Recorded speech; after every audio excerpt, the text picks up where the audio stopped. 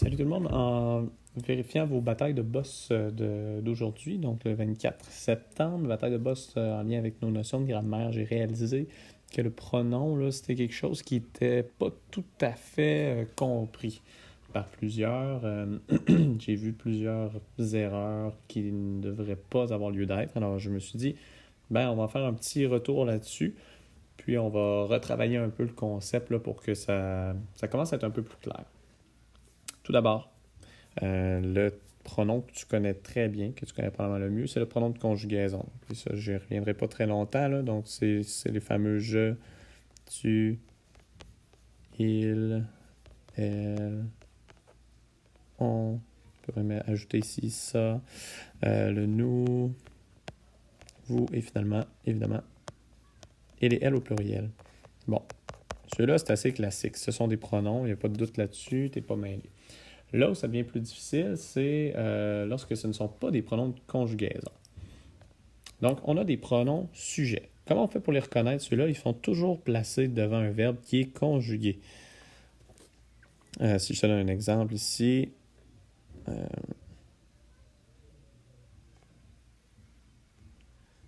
disons cela avait l'air étrange. Alors ici, j'ai un verbe conjugué, avait, donc le verbe avoir à l'imparfait. Donc, ce qui vient avant, ça me prend quelque chose pour le conjuguer, ce verbe-là, parce qu'on sait que le verbe est un receveur d'accord. Donc, ça me prend un donneur d'accord. D'où le pronom. Alors, le pronom, il est ici. Ici, c'est donc cela, mon pronom, que je pourrais remplacer d'ailleurs par ça, que j'ai nommé dans les pronoms de conjugaison. Donc, il sert à conjuguer. C'est un pronom, donc, qui est sujet. C'est le sujet de la phrase. C'est à cause de lui que le verbe avoir est conjugué de cette façon-là. Pronom sujet. C'est donc devant un verbe. Un verbe qui est conjugué. Ensuite de ça, on a également des pronoms.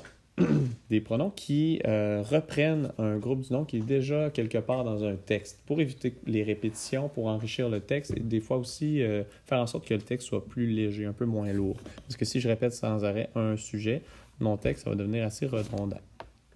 Et là, c'est ici que que tu vas entrer en jeu là, avec le blog. Donc, je t'explique d'abord la petite portion de notion, ensuite ce que tu vas devoir faire. Alors, si je prends, par exemple, la phrase, ou les phrases plutôt, les meilleurs, je vais écrire en lettres attachées ici pour que ça soit un peu moins long. Les meilleurs élèves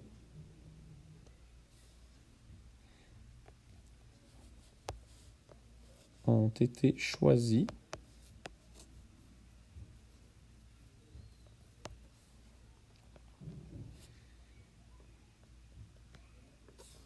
le jury a donné un prix aux meilleurs élèves. Alors, si tu vois ici, j'ai une répétition. Ma répétition, c'est les meilleurs élèves aux meilleurs élèves ici. Ça fait redondant qu'en deux phrases, j'ai le même groupe du nom deux fois. Parce que les meilleurs élèves, c'est un groupe du nom, dont élève et le noyau. Donc, il faut que je trouve un moyen de remplacer ça ici, au moins dans une des deux phrases. Alors là, c'est ici que sont utiles nos pronoms. Alors, par quel pronom je pourrais remplacer ça, les meilleurs élèves? Je pourrais dire, par exemple, les meilleurs élèves ont été choisis. Le jury leur a donné un prix. Puis je pourrais arrêter ma phrase là. Donc ça pourrait donner quelque chose de beaucoup mieux ici. Les meilleurs. Je vais juste écrire ici les meilleurs pour que ça aille un peu plus vite. Là. Les meilleurs ont été choisis.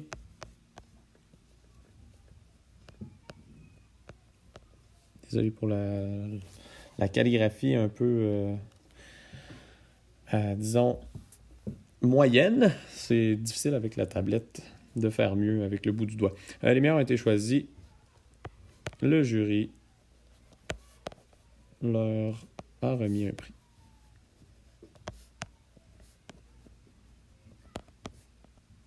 Donc, leur remplace les meilleurs ou les meilleurs élèves dans mon premier exemple. Ça, c'est donc un pronom qui sert tout simplement à remplacer un groupe du nom déjà présent dans le texte. Alors moi, ce que je veux que tu fasses pour le blog, c'est que tu m'écrives 5 phrases, un peu comme ce que j'ai fait avec les meilleurs élèves ont été choisis.